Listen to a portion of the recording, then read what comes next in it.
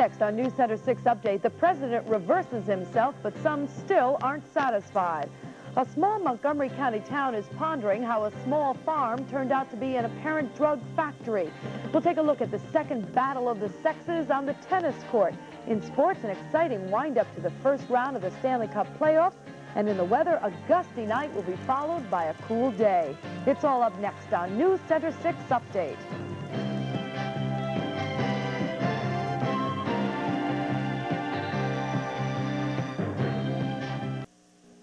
WRGB TV 6, Albany, Schenectady, Troy.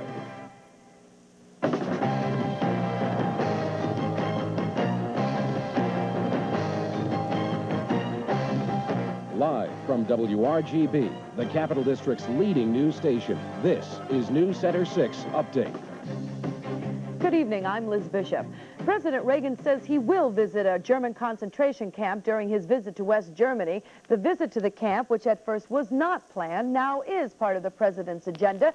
But as Frank Sesno reports, the move has not satisfied some of Mr. Reagan's critics. The president conceded that his decision to visit the German military cemetery at Bitburg, but not to visit a former concentration camp like Dachau, had sparked a storm of controversy. Mr. Reagan accepted responsibility for the Fuhrer and sought to fix it. As for the decision not to go to Dachau, one of the sites of the great moral obscenity of that era, it was taken because of my mistaken impression that such a visit was outside the official agenda. Chancellor Kohl's recent letter to me, however, has made it plain that my invitation to visit a concentration camp was indeed a part of his planned itinerary.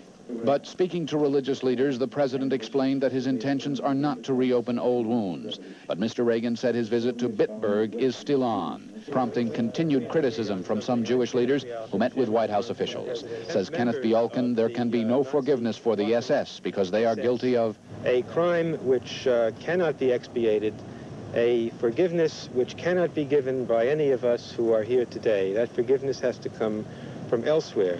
Elie Wiesel, chairman of the U.S. Holocaust Memorial Council, is unimpressed by the addition of a concentration camp stopover. You're not satisfied? I am not satisfied.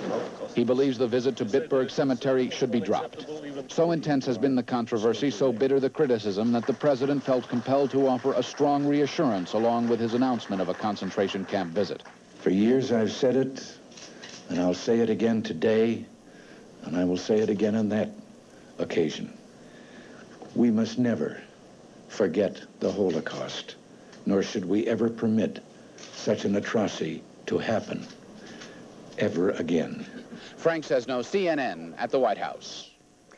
Neighbors say the man who bought a remote farm 60 miles northwest of Albany that police are now calling the largest cocaine processing plant in the country paid over $100,000 for the property in small bills. Federal charges are now pending against 3 illegal aliens in custody. Judy Sanders has more.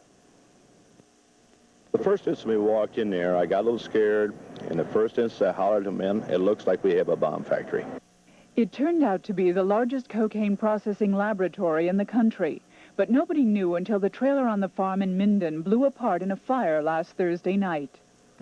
Well, they posted a lot of no trespassing signs, a lot of beware of dog signs, and so we acknowledged their rights. Another neighbor says he saw trucks and helicopters move in and out at night. He says owner Thomas Hall described the illegal aliens on his property as cheap labor from El Salvador who were hired to build a warehouse. That's where state police discovered 250 barrels of chemicals like ethyl ether, ammonia, and hydrochloric acid used to turn coca leaves into coca powder, potentially $700 million worth of it. Several sources have told us that Thomas Hall bought this property for cash last December, $110,000 in mostly 10s and 20s. The presence of a cocaine factory in the remote farmland 60 miles northwest of Albany was big news. 3 illegal aliens were caught and jailed Thursday after the explosion. 9 others are still at large. State police were stopping any suspicious vehicles looking for leads. The drums of chemicals are each being sampled and analyzed and will be transported to a hazardous dump near Buffalo on Thursday. Judy Sanders, News Center 6, Minden, Montgomery County. Thomas Hall is in the VA hospital in Albany and unavailable for comment. A court order late today cleared the way for topless dancers to once again perform in the town of Half Moon.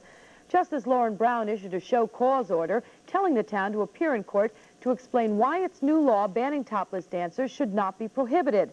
The injunction cleared the way for dancers at the New Chicago nightclub to resume their dancing. Police had arrested the club's manager and a dancer after the town passed the ordinance in March of this year. Because automobile accidents are the biggest killer of school-age children, a group of parents in the Bethlehem Central School District met tonight to question a school board decision to include 2 oversized buses in the school fleet and add 5 buses in all equipped without seatbelts. Some parents wondered whether the decision had been made too hastily without careful consideration of a plan to install seatbelts. It's being done in a number of state school districts. A representative of State Senator Norman Levy's office answered questions. The bus proposition will be on the May budget ballot, and a couple of Bethlehem pediatricians reportedly have urged people to vote yes only if the buses are equipped with the belts. The cost to the district to add the belts after state reimbursement would be $160 per bus. The director of the Schenectady County Probation Department, who's also a member of the county Stop DWI Committee, had his court appearance for driving while intoxicated adjourned for 2 weeks. 43-year-old William Pawsley of Cedar Lane in Scotia was in Glenville Town Court tonight. He was arrested on the Schenectady side of Freeman's Bridge. Police said his car had hit about 15 feet of guardrail, and he drove into town on 2 flat tires. Coming up on News Center 6 Update, a commercial airliner loses an engine but manages to land safely, and the Cable King may be gearing up for takeover of CBS.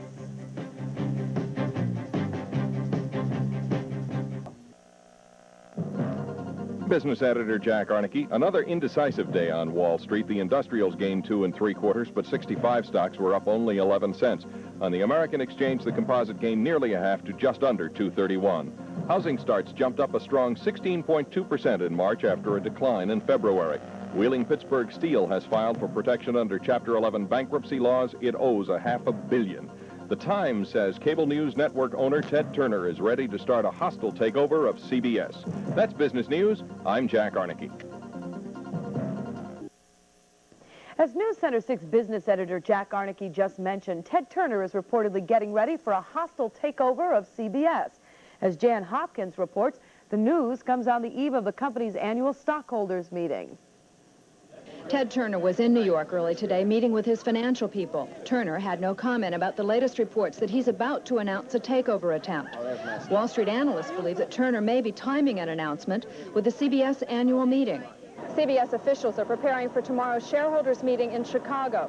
But today, CBS issued a statement in New York saying that there was no substance to reports that CBS was about to issue a large block of new stock to General Electric. Such a move could discourage a hostile takeover. CBS officials have been taking the offensive against potential attackers, most recently filing suit against Ivan Boesky, the company's largest shareholder. In addition, CBS has amassed a billion-dollar war chest, which could be used to take over someone else. Or CBS could consider a friendly merger, perhaps with Time Inc. Some analysts say there have already been conversations between the two firms.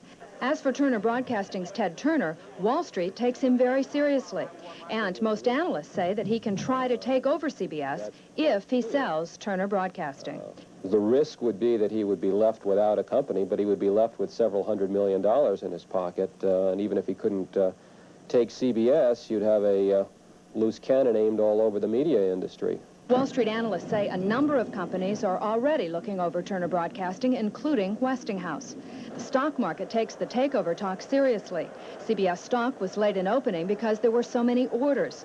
And during the day, the CBS price went to a 12-month high.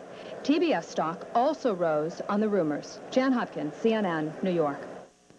A former area GE executive could get up to 2 years in jail and a $50,000 fine for admitting that he failed to file tax returns over a 5-year period. From 1979 through 83, 45-year-old Donald Rex Blanchard had a total income of over $1 million. Blanchard used to live in Old Chatham in Columbia County. He now lives in Cheshire, Massachusetts. He was a former executive at GE's Selkirk, Waterford, and Pittsfield plants.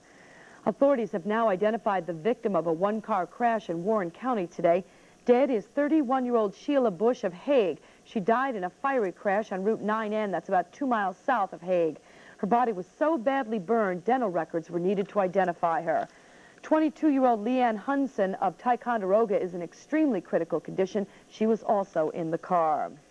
We've all heard the expression, the airplane lost an engine. Well, it really happened today. An engine on an American Airlines Boeing 727 fell off during a flight from Dallas to San Diego. The plane landed safely at its destination with 90 people aboard. Officials believe the engine dropped off somewhere over Arizona, and they say the pilot never realized that one of his engines was missing. He thought only that it had failed. Susan Barnett is up next with the weather in for Tim Welch, and we'll tell you where Tim is when we introduce Susan next time. Why don't you tell us about the weather? The weather for tonight, gusty, but tomorrow kind of milder than today.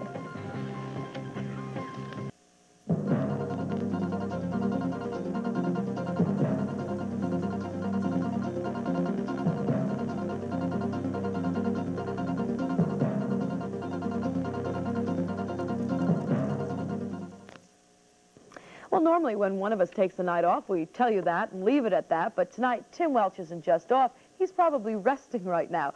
Resting after victimizing WQBK radio news announcer Amy Kolodny on the tennis court at RPI's Houston Fieldhouse. It was a grudge match, sort of a poor man's battle of the sexes, a battle that Tim won 6-4. We have it from a good source, however, that it could have been a lot worse. We don't know, however, what a lot worse means. It could either mean that Tim would have lost or that Amy would have been killed on the court. But it looks like they had some fun. Yeah, I think probably what Amy didn't make in scoring, she made up for in meanness. Yeah, that was a great little commercial they put together. She looked pretty vicious. Yeah. They had very nice weather to be inside tonight because it was kind of cloudy and we had a few storms still coming and going, but mostly all done for the day. And we are not expecting any tomorrow. In fact, it's going to be kind of nice. It's going to be sunny, but it's going to be cooler than today, which was downright warm, just about like summer weather. The clouds have rolled out for right now, as a matter of fact, and it's cleared up. The temperatures, however, are dropping like a stone. It's down to 47 degrees. The winds from the northwest at 20, gusting to 28. Relative humidity, 25%. The barometer, 29.93 and falling. Our high of the day, 78 degrees at 1:20 this afternoon. The low, our present temperature of 47 degrees.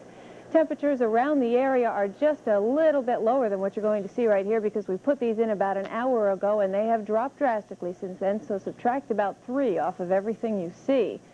Now, of course, our radar screen, as we said, is going to be relatively clear. We are expecting it to stay that way, as a matter of fact, but today's thunderstorms were nothing to forget quickly. Today's thunderstorms moved through quickly, but they were very tough. The storms moved through the area at about 40 miles an hour, and thanks to their speed, they did more damage than might have been expected. Euclid Avenue in Albany off Western uptown was littered with branches after a thunderstorm blasted its way through the neighborhood this morning. Numerous power outages were reported. The thunderstorm was 25,000 feet high at the top, but despite its size, it maneuvered through the area with plenty of speed. Out west, efforts are still being made to dampen the flames which threaten to char the Roosevelt National Forest in Colorado. The fire started Sunday, and high winds, low humidity, and hot nights have kept the flames strong, burning 200 acres of brush so far. Helicopters are scooping up pails of water from a nearby creek to water down some of the spots that are just too far out for firefighters to get at. Over 100 firefighters from Colorado and neighboring states are continuing the battle, trying to get things under control before the whole forest goes up in smoke. Hot nights that they're having there, we are not going to be having here. It's going to get pretty chilly tonight, down to 35 to 40. Tomorrow it will be sunny, not near as warm as today, the high around 50. Tomorrow night, cooler yet. Fair skies, 30 to 35 degrees. Then on looking at the extended forecast, Thursday looks very nice indeed. Friday, Saturday look good as well. Sunday, however, there is a possibility of some showers, but at this point they're kind of welcome. We still need some rain. And when you wake up tomorrow morning, the skies will be clear and it'll be a little bit more wet. All right, thank you, Susan. You're welcome. The steel framework for a new clock tower at Schenectady City Hall is in place tonight. The clock tower will replace the dome that was destroyed in a fire in October of '83. The city received over $526,000 in insurance money to pay for the reconstruction, and the plans call for the new tower to look exactly like the one that burned down. It took good old Yankee ingenuity to invent the space shuttle and satellites. It will take good old Yankee ingenuity to use the shuttle to correct a problem with a satellite. Bruce Hall reports. Jeffrey Hoffman and Dave Griggs took an unrehearsed 3-hour stroll in space today. attaching 3 crudely constructed fly swatter snares to the end of the shuttle's highly sophisticated 50-foot mechanical arm. Let's move the ball a little bit forward. When the astronauts finished, they stepped back and admired the jerry-rigged homemade device that could revive a multi-million-dollar satellite during tomorrow's dramatic rescue attempt. Is that beautiful or is that not beautiful? Looks like I just did a super job there. Turn around and take a bow. But taking a bow in zero gravity is a little more difficult, much the way NASA officials are characterizing tomorrow's rescue. I think that people tomorrow have a little more uncertainty to deal with. I believe we have a reasonable probability of being able to hook that lever. When they hook that 4-inch lever on the side of the spinning satellite, space agency officials hope it will activate the giant radio relay station. The antenna should deploy within 2 minutes. But the critical maneuver comes 45 minutes